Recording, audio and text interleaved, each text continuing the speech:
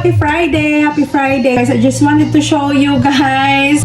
Ewan ko kung napapansin nyo yun na di ba ang kapal nga ng buhok ko. Guys, alam nyo, every time na naliligo ako, ganito kadami yung buhok na nalalagas. Ganito siya kadami at saka hindi talaga matapos-tapos. Ito meron pa nga ganito siya kadami. Ewan ko kung normal na yan. Normal yan. Ewan ko ba. Basta, it's not recently but actually guys, I was already experiencing this. First time I came to the Netherlands, ganito na siya lagi guys. Every time na naliligo ako, nagsusuklay. The good thing is that hindi ako nakakalbo. Ganito siya guys. Siguro everyday, laging may tumutubo na buhok. It remains the same, like ang kapal pa rin.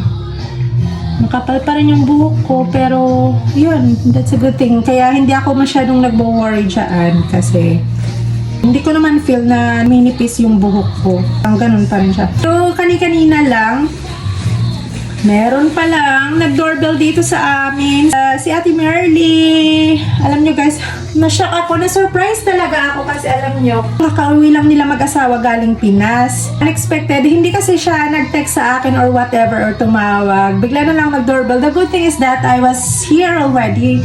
Kasi kakatapos ko lang maligo. Kung nag-abot si Ate Merly ng daing! Wow! Ate Merly, thank you so much! Uy!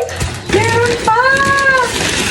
Meron pa! Meron pa! Akala ko daing lang. Meron pang dried mangoes!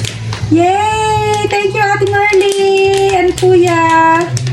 Salamat po! Wow! Ay! Hindi ko kasi ito binuksan. Nasyak kasi ako.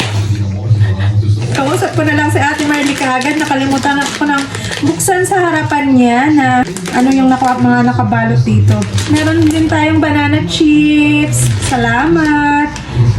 This is all the way from the Philippines. And then, alams na guys. Alams na. Yung nakabalot dito is daing. Pero hindi ko na siya bubuksan guys. Naamoy ko na siya. Alam nyo guys, na-excited ako dito. Kasi meron naman tayong isda. Dried fish. So, ayan, may pangalan. Para, salamat ate. Thank you so much. Naalala mo pa talaga ako. Salamat. Thank you very much, Kuya.